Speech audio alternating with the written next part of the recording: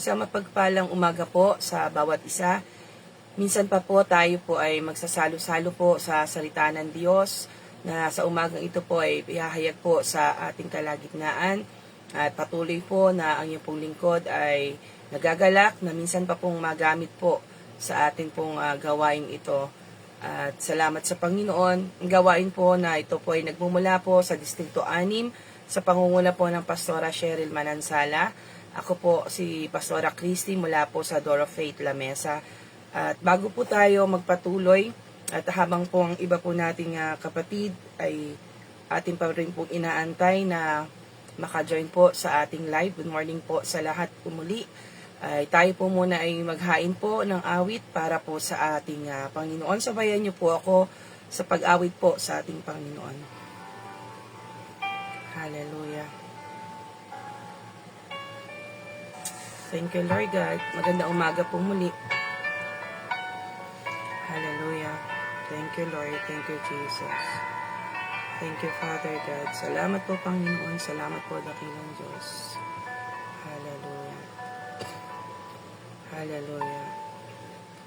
Pusong dalisay ang aking nais, nalikain, O Diyos, para sa akin. Pusong dalisay ang aking nais, nalikain, O Diyos, para sa akin.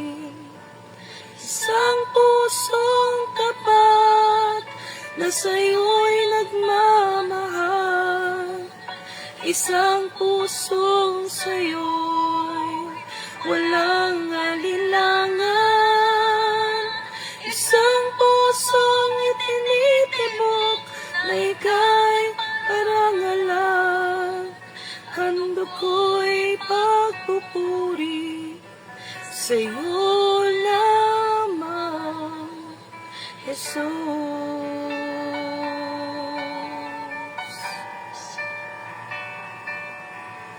Hallelujah. Yes, Lord God. Salamat sa inyo, Panginoon.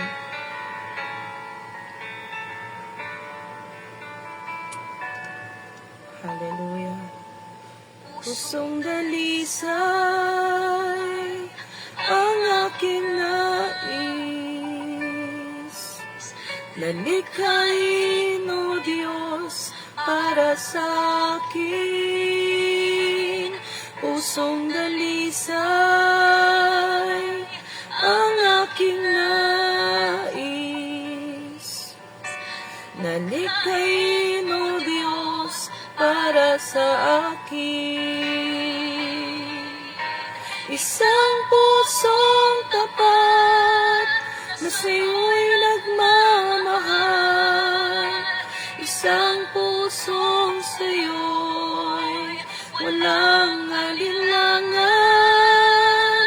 isang pusong itinitibok na ika'y parangalan.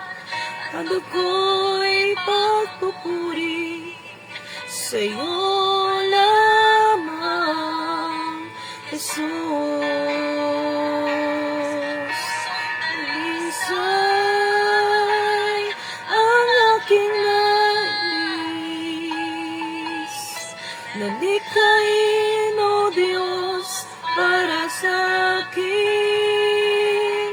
Pusong dalisay ang aking nais, nalikain, O Diyos, para sa akin.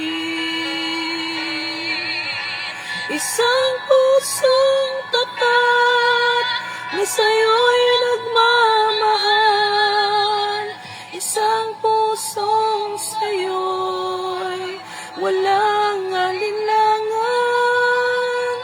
isang pusong tinitibok na ika'y parangalan.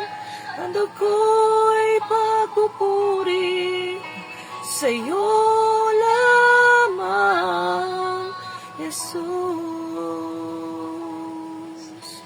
Duko'y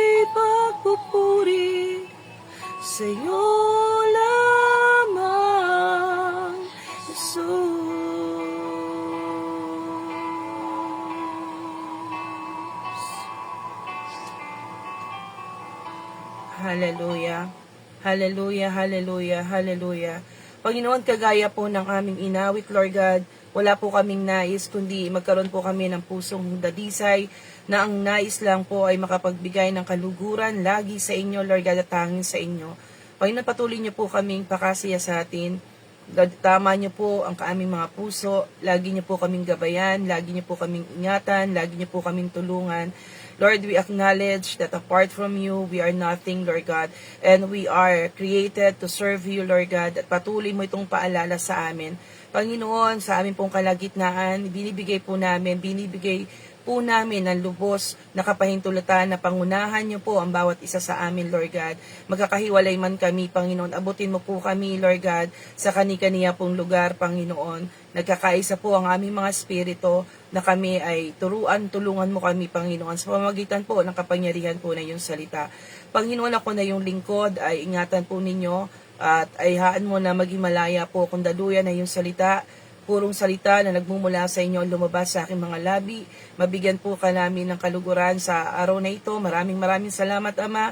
Patuloy mo kaming tulungan. Salamat po sa inyo po namin maingat na ibinabalik ang lahat po ng kapurihan, kaluwalhati at kadakilaan sa pangalan po ng iyong anak na si Jesus at sa kapangyarihan po ng iyong banal na Espiritu. At lahat po ay magsabi ng Amen. Magandang umaga po. Magandang pong umaga sa lahat kung nasa saan man po tayong mga lugar. Tayo po ay patuloy po na palakasin ang salita po ng ating Panginoon. Paalala po muli, naway magkita-kita po tayo sa Foundation Day po sa Sunday, At ngayon magpatuloy po tayo ng ating pong pag-aaral ng salita ng Diyos na magmumula po sa aklat po ng ng Proverbs o Kawikaan 4:23. Sa inyo po mga tangang Biblia ay sabay po natin itong basahin mula po sa aklat ng Kawikaan 4:23. Sa lahat ng inyong ginagawa, ingatan mo ang iyong puso, sapagkat ang buhay ay nagmumula sa puso. Basahin ko pong minsan pa sa English version po. Ang sabi dito, Proverbs 4:23, above all else, guard your heart, for everything you do flows from it. Ulitin ko po, above all else, guard your heart, for everything you do flows from it. Pinababantayan po ng Panginoon ang ating mga puso. Pag po atin pong narinig yung salitang guard, ano daw po ang kahulugan nito? Doon sa akin pong tinignan, sa aking tingkumaring Webster, ang sabi dito, ang guard po is to watch over in order to protect. Babantayan po natin, talaga may po proteksyonan. Ibig sabihin, kaya mo siya binabantayan dahil hindi mo gustong ma-damage, gusto mo ito protektahan sa kung ano man pong elemento na pinoprotektahan natin yon. At sa oras na ito, ang sinasabi ng Lord ay bantayan po natin yung ating mga puso. For everything flows from it. Ang lahat daw po ay dito talaga bumubukal. Sa physical mga aspeto, ang pinakasentro po ng ating buhay ay ang puso din. Na kapag tumigil na po ito sa pagtibok, ang ating pong mga buhay ay tapos na. Gayon din po sa ating mga spiritualidad. Kapag na-poison po ito o nalagyan po ng mga bagay na hindi po tama, ay unti-unti ay hindi natin nare-realize until nandun na tayo sa sitwasyon na hindi na po maayos, saka lang natin marirealize, nadumihan pala ang aking puso. Kaya kagaya po ng awitin, lagi po nasain natin na pakadalisayin tayo ng Panginoon at pabigyan po tayo ng isang pusong tapat, di ba po, na talagang na manasaan ang puso natin na ang Diyos ang laging masunod po sa ating mga buhay. Sabi dito, yun pong guard, ano po ba yung mga binabantayan? There is something inside, there is a precious thing inside, meron pong valuable inside. Katulad po ng mga bangko, sa mga bangko, wala naman po tayo makitang bangkong walang gwardya. Talagang gwardyado po yan. Bukod po sa nagkalat na mga CCTVs, meron pong mga visible na mga gwardya na nagbabantay inside and out, na talagang pinoproteksyonan po. Bakit? Meron po mga mahalagang bagay po sa loob ng bangko. Hindi lang po yan sa lapi. Nandiyan po yung mga diamonds na pinapasok ng mga mayayaman, mga ginto, mga titulo na talagang ilalagay po nila sa pangangalaga po ng mga bangko. So, nandun talaga na iingatan ito at upang maproteksyonan ito sa mga magnanakaw. Ang sabi po ng salita ng John 10:10, ang magnanakaw po ay dumarating, di ba, walang pumatay, manira, mangwasak. At hindi po ito gusto ng Panginoon. Dapat lagi po nating bantayan ang ating pong mga puso. Amen po. Amen po. At sabi dito, itong salitang ito ng Panginoon na sinasabing, above all else, guard your heart, for everything you do flows from it. Sabi doon, protection na natin ang ating mga puso at all costs. Sa lahat po ng kaparaanan ay bantayan po natin ang ating mga puso. Hindi po tayo pwedeng yung wala ka pong gagawin, kasi na parang hahayaan mo na lang, maging hayahay ka na lang. Hindi po iyan responsible Christian, na talagang bilang responsabling Kristiyano na binigyan po tayo ng bagay na pinaalagaan sa atin ng Panginoon.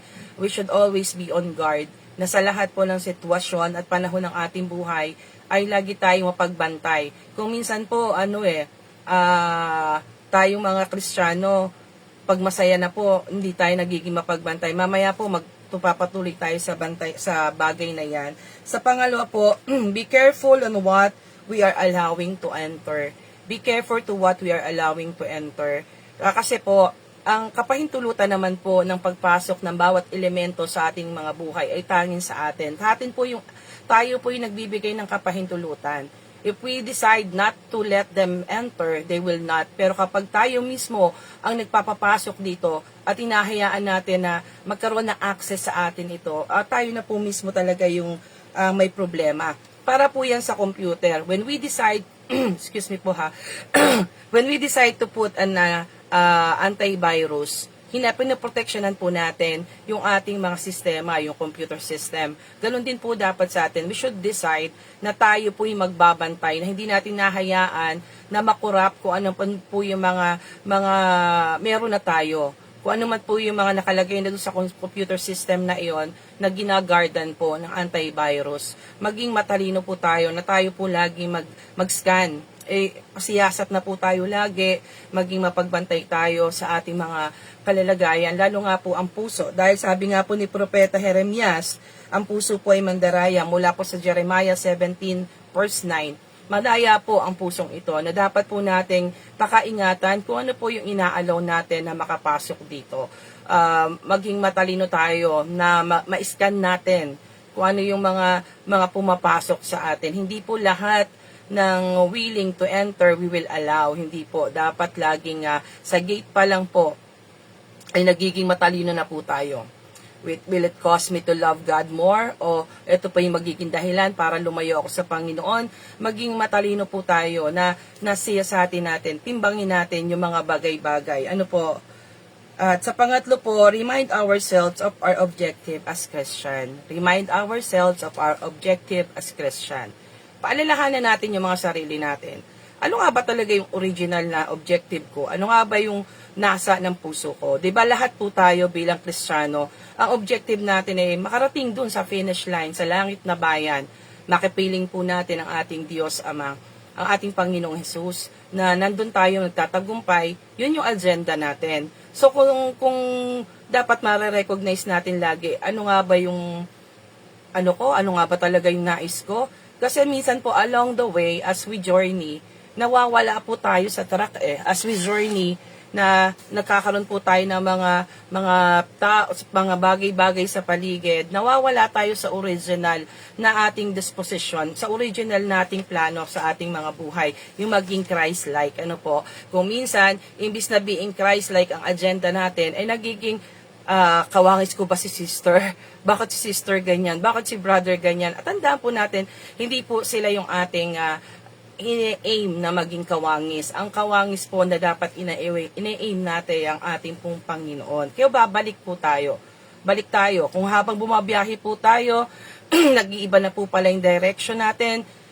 Step back, unti, then reroute, and then move on uli sa linya na gusto ng Panginoon sa atin. I-remind natin lagi mga sarili natin, am I being off track na ba ako? Nawawala na ba ako sa giya? Na bantayan natin ang pusong ito. Baka masyado na itong napupuno ng maraming kaabalahan sa ating paglilingkod. Ano po, balik tayo back to basic. Ano ba yung basic? To be Christ-like, to follow Christ, to obey Christ. Yun po yung laging bantayan natin yung puso. Hindi po ang nakakalungkot po na parang lagi natin nagiging bantayin ay ang paglilingkod ng iba. Hindi po ang bantayan natin ay ating mga puso mismo. Are we still giving glory to our God? Am I still giving glory to my Maker? Yun po yung lagi nating i-remind sa ating mga sarili. Hindi po yung iba na sila ba, ba't ganun sila, ba't ganito sila. Hindi po. Be always on guard sa mga puso natin. Sabi naman kasi ng salita ng Diyos, di ba? Guard your heart. Above all else, guard your heart. Hindi naman sinabing, above all else, guard your sisters and brothers' heart. Puso po natin mismo ang pinababantayan po sa atin ng ating Panginoon. Amen po. May share lang po ako na kung bakit minsan talagang kailangan nating babantayan yung mga objectives natin. Kasi kagaya po ng Harvard University, alam po natin itong eskwelahan na ito na para sa mga elite at matatalino, yung meron talagang genius na kaisipan. Yung 1963 po pala, sa nabasa ko ay ang talagang objective po or yung mission ng eskwelahan, it was established school to train Christian ministers. Nung unang panahon po, nung 1636, ilang taon na ako lang, pero hindi ko na po tinuos. Basta 1636 po, ang agenda po ng eskwelahan ng Harvard is to train Christian ministers. Na talagang, sabi nga ng kanilang mission, babasahin ko po, everyone shall consider as the main end of his life and studies is to know God and Jesus Christ, which is eternal. In-establish po yung eskwelahan na yon to na mahubog ang mga tao, mga estudyante sa pagkakilala sa Panginoon. That was the initial plan o the initial na dahilan bakit po na-establish yung eskwelahan na yon. But eventually, sa pagyaon ng panahon at sa pag-ikot ng mundo, ngayon po, ang kalalagayan na po ng Harvard University ay malayo na po sa initial na naging plano nito. Na-focus na po ito ngayon sa paghubog para po sa profesionalismo, mga paghahanda sa mga sa mga panlupang bagay, paghubog ng mga magagaling, matatalinong leader sa mundong ito. Hindi na po yung eternal ang napagtuunan. Ito po yung bagay na iingatan natin. Minsan po nakakalimutan natin, ano ba yung soul purpose natin to give God glory, na maparangaran, mapurihan natin ang Panginoon. Minsan, as we go on this life, nalilimutan natin na yun ang purpose ko at nakakatuon tayo sa mga bagay na panlupa. So, laging balik po tayo. Ano nga ba objective ng buhay kong ito? Ano nga ba yung dapat kong gawin habang ako ay nabubuhay pa nasa mundong ito na magbibigay kaluguran? Laging yung eternal value, yung pong ating mabantayan. Lagi nating matimbang kung ngayon po kasi ang Kristyanismo, sad to say po, ang dami pong kaabalahan. Pero kung minsan po, hindi na po talaga naman kinakailangan at nagiging kabigatan pa sa ating mga paglilingkod. Bantayan po natin yung puso natin kung ano po talaga yung essential sa paglilingkod po natin sa harapan po ng ating Panginoon. Na minsan nagiging, sad to say, nagiging gaya-gaya tayo sa sistema. Pero dapat ang ating pong pakahandaan at pakaingatan ay mga puso po natin ito. At sa umaga din pong ito ay may tatlong bagay po tayo, tatlong S na dapat pong abantayan. Tatlo lang po itong napagpukusan ko, pero alam natin na marami po talagang dapat nabantayan sa ating mga buhay paglilingkod. Pero sa umagang ito po, dahil sa kalimitahan po ng ating oras, ay ito lang pong tatlong ito ang akin pong nabigyan ng focus. Sabi dito, una po nating babantayan ay ang S, success. Sige po, una po, number 1, success. Huwag niyo po ako misinterpret, no? Ang pagtatagumpay po ay nais ng Panginoon. Ang pagkaroon po ng katagumpayan sa lahat ng bagay, sa lahat ng aspeto, disenyo yan ng Panginoon sa lahat ng kanyang mga anak na sumusunod sa kanyang kalooban. Ngunit, kapag ang success na ito ay nagkaroon tayo ng misconception at hindi po natin ito nabantayan, sabi nga po, there is always a fine thin hair, napakanipis na pagitan sa tama at mali. Ano po, na kapag di natin nabantayan ang katagumpayan o yung success, nagkakaroon po ito ng kadahilanan na ikinalalaki po ng ulo ng tao. Hindi po puso ang lumalaki, sabi bantayan ng puso. Ano po, na ang kinalalaki na po ay ang nagiging outcome po ay nagkakaroon po ng malaking ulo, no po, na dahil sa kanyang success ay hindi na po minsan nagagawa kung ano yung dapat na initial o yung pinaka objective ng pagiging Kristiyano. Ano po, sabi ng ikalawang kronika o 2 Chronicles 26:16, ikalawang kronika 26:18, ang sabi dito, subalit nang maging makapangyarihan si Uzias, naging palalo siya na siyang dahilan ng kanyang pagbaksak. Nilapastangan niya ang Diyos niyang si Yahweh, na pumasok siya sa templo upang maghandog sa altar na sunugan ng insenso. Sabi po dito, na magtagumpay daw po, nang maging makapangyarihan si Uzias. Siyempre, kailan ka ba magiging makapangyarihan pag meron kang katagumpayan sa buhay mong ito? Siya po ang ikasampung hari ng ancient kingdom ng Judah, na ikasampung hari siya na pinagtagumpay siya, nakaranas siya ng makatagumpayan at inari niya ito na dahil sa kanya. Minsan po ganun po tayo, pag nakakaramdam po tayo ng mga tagumpay sa buhay na ito, dahil sa akin, kasi mapanalanginin ako, kasi masunurin ako, kasi mabait ako. Ano po, pakaingatan po natin mga pusong ito. Even in that slightest things na pinagsasama-sama natin na tayo na yung umaangkin ng glory, nagkakasala po tayo dyan. And isang araw, makita na lang natin, nag-file up na pala ito at na-dethrone na natin si Lord sa mga puso natin at napalaki na po natin ay ang ating pong mga sarili. Always remind ourselves na hindi dahil sa akin, kundi laging sa Panginoon, na laging balik sa Kanya. Kaya lang nangyari ang lahat ng bagay dahil inalaw ng Panginoon. Do not let success na maano po tayo, mapuno ang mga puso natin. Ipagpasalamat natin, thank you Lord for the success, dahil nangyari ito, gawa mo. At huwag tayo maging matulad kay Uzias, na dahil nga po sa kanyang kapalaluan, dahil nagkaroon siya ng katagumpayan, hindi niya to na-manage, hindi niya nabantayan ang puso niya, at hindi naging entitled siya sa lahat ng bagay na kahit hindi naman niya dapat gawin, dahil feeling niya, hari ako gagawin ko yung lahat. Minsan po, ganun po, paalala sa atin, lalo higit tayo mga naglilingkod na at nangunguna sa mga gawain po para sa Panginoon. We should not be entitled sa lahat ng bagay. Pare-pareho lang po tayong lingkod, manggagawa ng ating Panginoon, na with a humble heart, with an obedient heart, sumunod tayo sa Panginoon na laging may pagbabantay sa ating mga puso. Amen po. So, una po yon, success, maging matalino tayo. Hindi, ulitin ko po, hindi masamang umunlad, hindi masamang magtagumpay, pero lagi nating ibabalik sa Panginoon ang papuri at pasasalamat sa mga katagumpayan na ibinibigay niya po sa atin. At salamat sa Panginoon lagi sa mga ganong oportunidad.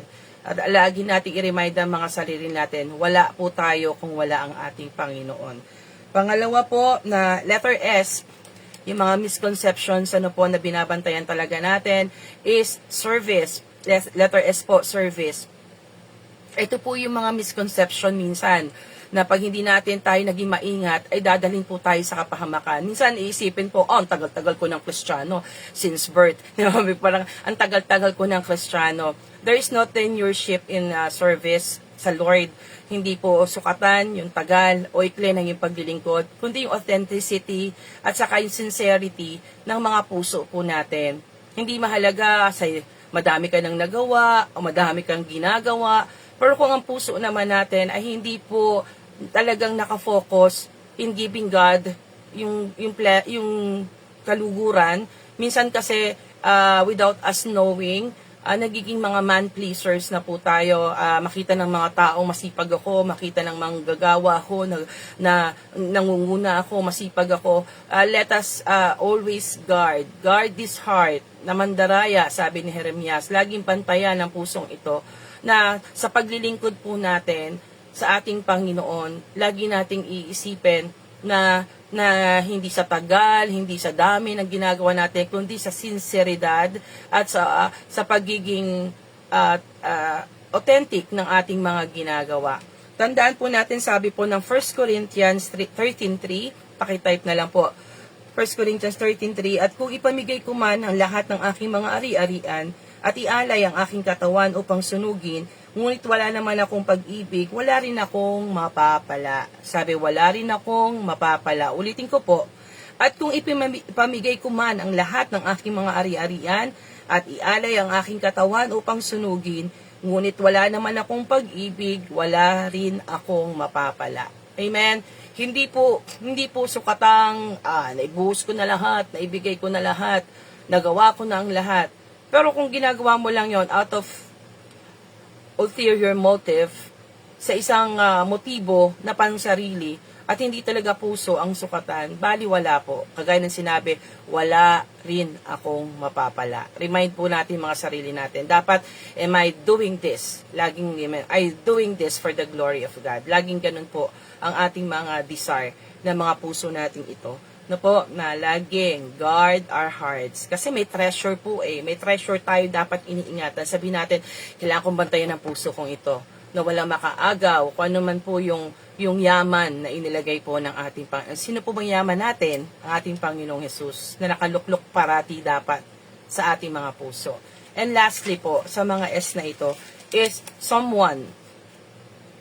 Lagay po natin someone. Sino yung mga inaalaw natin na magkaroon ng special place in our hearts? Sino yung binibigyan po natin ng karapatan na magkaroon ng pitak sa ating mga puso? Not that I'm saying na wala na po tayong mamahalin. Hindi po. We are called to love. We are instructed to love. Pero maging maingat po tayo sa mga inaalaw natin na magkaroon ng pwesto sa mga puso natin. Baka kasi minsan po, imbis na small space lang dapat ang kanyang occupancy within this heart, na dapat si Lord ang center, pag hindi po tayo na nagiging maingat, minsan nakikick out po si Lord sa center ng ating mga puso. Nawawalan siya sa dapat na trono ng pusong ito. Tandaan po natin na ang tayo po ay tinawag para sa Diyos, tayo nilikha ng Diyos, nang dahil sa Kanya, at para lang sa Kanya. Hindi po natin ini-invalidate yung mga relationship natin as we are wives, husband, anak, kapatid. Hindi ko po sinasabing yan. Pero tandaan natin, sinabi din po ng salita ng Diyos, kung sino man po yung ibigin natin higit sa ating Panginoon, tayo po yung magkakasala. Na, di ba sabi, to paraphrase po, sabi po sa salita din ng Diyos, kung ibigin natin ating mga magulang, mga kapatid ng higit sa Panginoon, ay hindi po talaga malulugod ang ating Panginoon. Di ba po? Na lagi po nating ibabalik sa number 1 ng Panginoon. Pag nagkaroon po tayo ng mga nilagay sa puso natin, na supposedly they are just number 2, number 3, number 4, and so on, at nawala yung number 1, wala din po itong victory. Wala din po itong kaayusan sa harapan po ng ating Panginoon. Na laging guard our hearts. Especially yung ipipili pa lang po na mga makakasama sa buhay. Reminder sa atin ng Panginoon, do not be equally yoked with the unbelievers. Lagi po tayong makiayon o makipagrelasyon, makipag-ugnayan sa mga tao na maglalapit sa atin sa Panginoon. In our friendship, kung minsan mararanasan natin ito, yung mga tayo po ay tinatawag ng Panginoon, di ba unti-unti po inaalis tayo ng Diyos sa mga kaibigan natin na hindi po magpapalago sa atin. At marirealize na lang natin, kaya pala inaalis yung mga taong iyon sa akin ng Lord kasi it won't help me. It won't help to improve my spiritual life. Nagiging emotional pa ako, pagkasama ko sila, nahahawa pa ako sa mga damdamin na meron sila, imbis na hamon ako sa paglilingkod, nagkakaroon ka ng pusong malulungkutin, pusong matitisurin, dapat po sumama tayo sa mga Kristiyano o mga tao na makapagdudulot po sa atin ng hamon at lalong dedikasyon sa paglilingkod po sa ating Panginoon. Sabihin natin sa ating mga sarili, I must guard my heart. Ito kasi ang sabi ng Lord, guard your heart. Above all else, guard your heart. for everything flows from it. Pag-iingatan po natin ang pusong ito na lagi tayong maging matalino sa mga makakasama natin sa bawat araw ng buhay natin. Kasi kapag po, ayun, sinabi nga po, bad company corrupts good moral. That is true na kapag kahit anong tinubo mo, sabi nga, yung apple na napakaganda, napakasariwa, napakaayos, idikit mo yan sa mga bulok. Kahit gaano yung kasariwa, eventually, as time goes on, mahawa din po yan agad. Kaya dapat po, we should be with the company of those people that will preserve our hearts towards serving our God. Malagi po, yung heart na to, ay may mga tao na makakapag-fire up na, hindi, lingkod lang tayo, go on lang, sunod lang tayo sa Panginoon, upang manatili tayo na nagtatagumpay sa lakbaying ito. Tandaan natin, no man is an island, we need each other, na lagi po tayong humingi sa Panginoon. Lord, bigyan niyo po ako ng mga company, ng mga friends, mga tao sa paligid na makakapag-cultivate pa ng pusong ito sa lalong pagpaparangal at paglilingkod sa inyo. Salamat po sa Panginoon, reminding us once again sa umagang ito, guard our hearts for everything flows from it. Ano man po yung magiging resulta ng ating mga ginagawa dahil yon sa kung ano yung ini-input po natin sa ating mga puso. Kung ano yung pinagahari natin sa ating mga puso. Dahil ang sabi din po ng salita ng Diyos, diba? Out of the abundance of the heart, the mouth speaketh. Nagiging palamura ka kung puno ka ng galit o nagiging laging lumalabas sa labi mo ipapuri sa Panginoon kapag Panginoon yung laman ng ating puso. Nagiging magalitin tayo kung magagalitin yung mga nagiging kasama natin. Nagiging mahinahon din tayo kung mahinahon po yung mga nakakasama natin. Kaya ingatan po natin, sino yung someone or somebody that we are allowing to have special place in our hearts. Ano po, yung success po, ulitin ko, success, service, and someone. Yung success po, hindi yan masama, but we should be very, very careful. Marami na po nagtagumpay. Bakit? Dahil hindi po nila napagbantayan ang katagumpayan na ipinagkaloob sa kanila ng Panginoon. Inaring ganap na sila yung gumawa ng katagumpayan. Hindi na alala na ginamit lang ng Panginoon na maranasan ng tagumpay na iyon. Pangalawa po, in our service, wag tayo ikalaki ng ating mga ulo din ito na kaya ang dami ko ng ginagawa, ang dami ko ng sakripisyo sa Panginoon na parang ang Diyos pa yung may utang na loob sa atin. Ano po, na lagi nating isipin, ay salamat Lord kasi dahil sa iyo nagagawa ko ito. Salamat Lord kasi nakasasamba ako dahil din lang sa iyo yon. Kasi pag pinili ng Diyos hindi na tayo magising, wala na tayong magagawa. Kaya everything else, Father, babalik at babalik pa rin po sa ating Panginoon. At yung huli nga po, be careful sa mga tao na pinapayagan natin magkaroon ng pitak sa ating mga puso. Dahil pag hindi tayo naging mapagbantay, baka na hindi natin napapansin, wala na pala sa sentro ang ating Panginoon. At sila na pala ang naging priority natin. At sila na pala ang natuunan natin ng ating pansin. At salamat pong muli. Proverbs 4:23. Above all else, guard our hearts, for everything else flows from it. Kaya tayo pong lahat ngayon ay magpaalalahanan. Sabihin nga po natin sa ating mga sarili, I will guard my heart.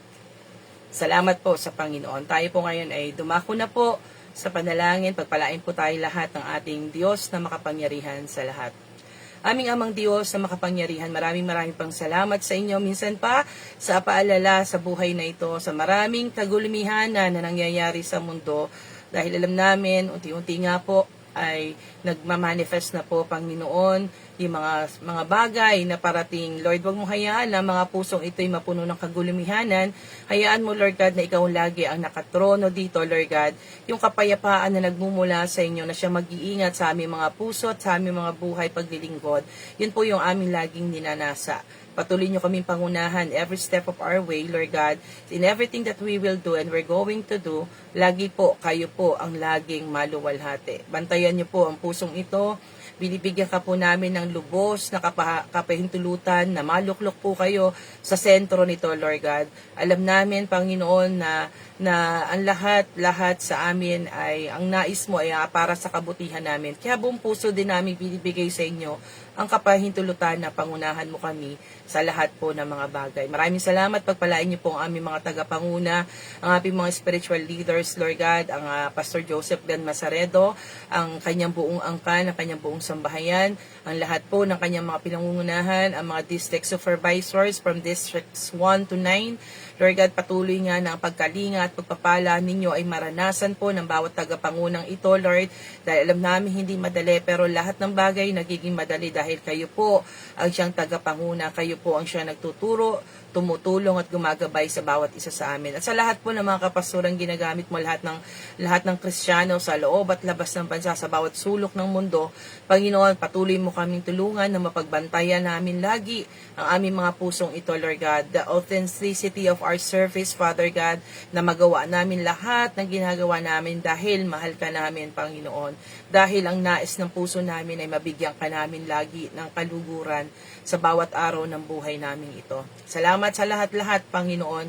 Salamat, O Diyos, sa bansang Pilipinas that we are claiming in our faith, Lord God. Minsang isang araw, Lord, ang lahat ng problema ay mawawala at kayo po ang magsasaayos nito, Panginoon. Tutulungan mo po, Panginoon, ang sistema, Lord, na Pilipinas. In your way, hindi po namin alam kung paanong paraan, pero Lord, alam namin nandyan ka. At punong-puno po kami ng pag-asa na kayo po ang Diyos na magsasaayos ng lahat ng bagay. Panginoon, salamat po. We fully entrust everything unto you sa mga papasok po sa eskwelahan, ang mga magtatrabaho, Lord God, at ang mga magstay sa bahay, gagawa sa loob ng tahanan, Panginoon, sa mga aalis, sa mga may gagawin, Panginoon. Kayo po ang pumilos at sumama sa bawat isa sa amin. Sa maghapong ito, iparamdam mo po sa amin, Lord God, na lagi namin po kayong kasama, Lord God. At alam naman po namin, yun ay totoo. Lagi namin kayong kasama. At hindi nyo kami iniwan at hindi nyo po kami pinababayaan. Kaya salamat po sa bawat babae at lalaking lingkod mo na nakaisa sa umagang ito. Whatever the desires of their hearts, Lord God, natuloy po ako nakikiisa sa kanila sa panalangin na kayo po ang tutugon sa mga idinudulog po nila sa inyo, Panginoon. Salamat po. Maingat ko pong pinagkakatiwala ang aming pong mga buhay sa inyo. Help us always to guard our hearts. Sa inyo po ang lahat ng kapurihan, Panginoon. In Jesus' mighty name we pray. Amen and amen. Magandang umaga po muli sa bawat isa. Pagpapala po ng Diyos ay sumagana po sa ating lahat. God bless po.